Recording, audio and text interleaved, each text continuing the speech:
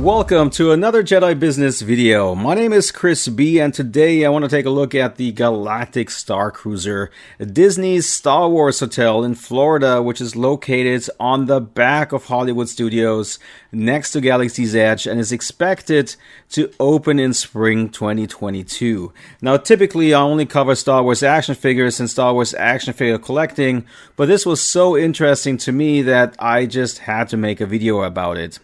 Now, the hotel is still being built, and so far we have only seen concept images of what Disney envisions, with a few actual room pictures mixed in, but there's enough information available now that we have a much clearer picture of what we can expect. So I went through all the information, and I'm going to walk you through of what a stay at the hotel will probably be like. At the end of the video, I'm going to walk through the pricing and share some thoughts about it. So when you get to the hotel, they'll park the car for you because valet parking is included, so you don't have to look for a parking spot to compete with other hotel guests getting there at around the same time.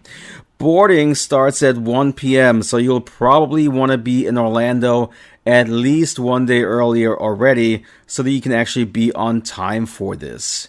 At 1 p.m., they have you board a bus, which has been reworked to look like, a Star Wars ship, and you basically fly up to the Halcyon, which is the Galactic Starcruiser. Now, as you can see here, this looks very much like a ship from Canto Bight, as seen in Episode 8, The Last Jedi.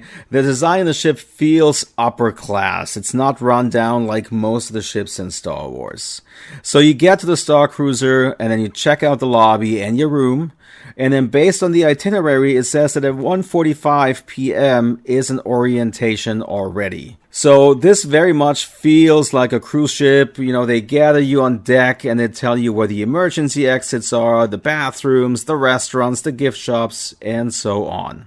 Now, the gift shop is probably important and more important than usual because that's where you can purchase your costumes. Remember, this is an immersive experience. It's more than a hotel. It's a role-playing vacation where you write your own Star Wars story. Disney mentioned that you can purchase clothing before arriving at the hotel on shopdisney.com, but currently they have very limited stock and a very narrow selection of costumes and sizes to choose from.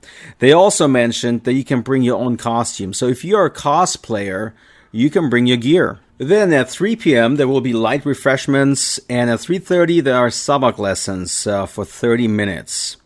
Then you have a little bit of time for yourself where you can explore and check out the ship, and at 4:30 is the captain's reception where he'll welcome you to the ship. Dinner starts at 5:30 and runs until 7, and at 7:15 is the Outer Rim Regalia. We don't have any information about what the Rim Regalia is, but they do have something planned, which goes on for about 15 minutes that leads into 7:30 p.m. And that's where it actually gets interesting because then you can basically join a smuggler ring or hide a stowaway to help the resistance. And I guess that's when they set the stage for the following days and how your personal story will continue throughout your stay on the Starcruiser. But then at 8 p.m. is bridge training, which looks very cool. And afterwards, about 30 minutes later, is a special entertainment in the lobby. And then you're off to your room at 9 p.m. basically.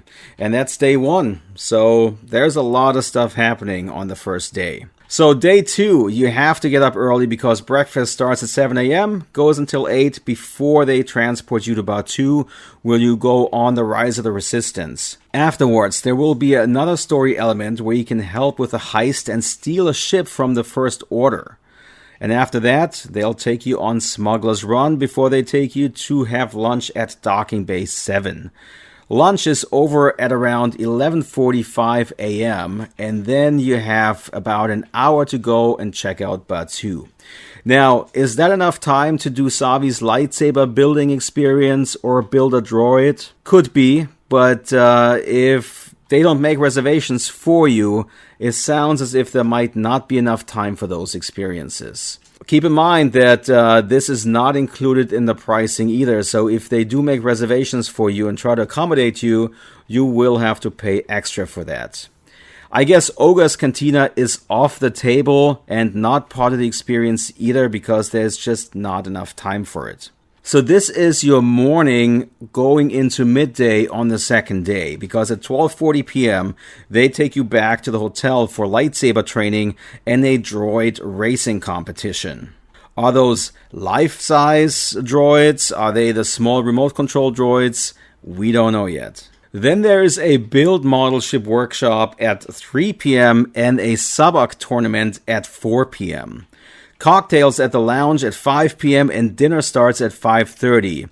And it's either during the dinner or after dinner that you finish out the storyline from earlier that day. So either you'll do something with the stolen ship from the First Order or something with the heist. And then they also mentioned in the itinerary that there is going to be a 1-hour finale, and that ends at 11 p.m. So this is a very full day, and it runs late. The next day is checkout day, so you get up, pack, and then you have breakfast at 8:30, and then the shuttles take you back at 9:30, so you can go back to your car. So that's basically your stay at the Star Wars hotel. You get there, and they keep you busy and engaged throughout your entire stay there. And basically, this is what a 10-year-old me dreamt of. It's so amazing that some people will actually get to experience that. And you have to give Disney kudos for this, to actually try something like this that's never done before. And if anybody can pull off this immersion, it is Disney. So now if I had to critique it, obviously the cost is pricing out a lot of people, including the middle class. It appears as if there are 3 different room types, but they have only announced the pricing for the standard cabin so far, and that is already outrageously high. 2 guests per cabin for the entire stay is $4,809. 3 guests per cabin, so 2 adults and 1 kid, a total cost of $5,299. 4 guests per cabin, it's a total of $5,999. So that's $6,000. And you also have to include tax, I think, on top of all of that. You see, for me as a dad with 2 kids, it would cost me $5,300 plus tax. So I'm looking at something closer to $5,600. And that does not include flying into Orlando and a hotel stay a day prior to the Star Wars hotel experience or even afterwards. The flight for 3 people and an additional hotel stay the night before the Star Wars experience will probably add another $1,200 on top of that. So a more realistic price for this vacation is closer to $7,000. Now keep in mind that the Savi lightsaber building experience and the droid building experience in Galaxy's Edge is not included in the pricing, which for a party of 3 will add several $100s on top of the cost of staying at the hotel. So yes, this is very expensive, and Disney will have to go all out to make this as immersive as possible for people staying there. It's difficult to compare this experience with any other vacation because this is unique. Nothing else like this exists. Nowhere. Especially not for Star Wars. There's nothing. However, to put this into perspective, I looked up Disney cruises and found a 4-day Bahamian cruise leaving from Port Canaveral for $2,890 with an ocean view. Now that was off-season, but it's literally half the price for 4 days on a cruise for 1 adult and 2 kids than to do the Disney Star Wars hotel. There were other dates which were even cheaper, and there were even some dates in July during peak season where it was still a few $100s less than what the Galactic Starcruiser experience costs. Besides the price though, I find the programming during the stay at the hotel lacking, at least on paper. What if you don't want to learn how to play Sabak, or you already know how to play Sabak? What if you don't want to participate in the Sabak tournaments? Can you go back and do more lightsaber training?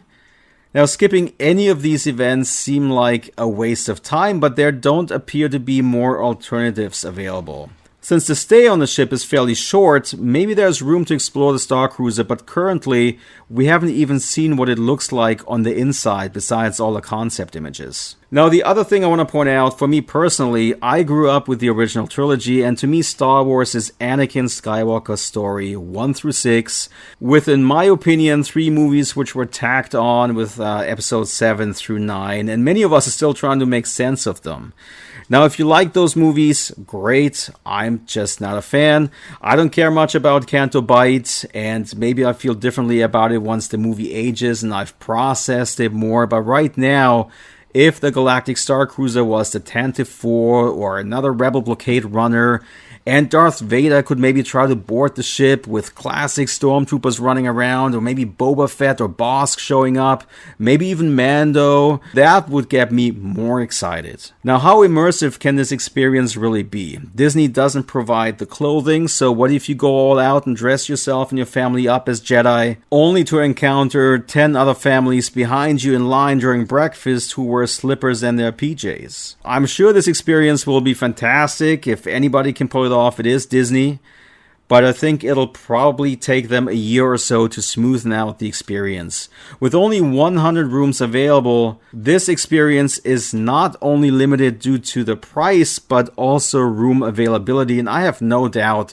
that it will sell out quickly and likely for a long time into the future. I'm very interested to see how this will develop over time, and despite my criticism and the outrageous pricing, I gotta give kudos to Disney for trying something on a scale which has not been done or achieved before by anybody else to that level. So I'm curious to hear you guys' thoughts about this. Leave your thoughts in the comments and hit the subscribe button, please. And don't forget to hit the bell as well. So thank you guys for watching, and I'll catch you on the next one.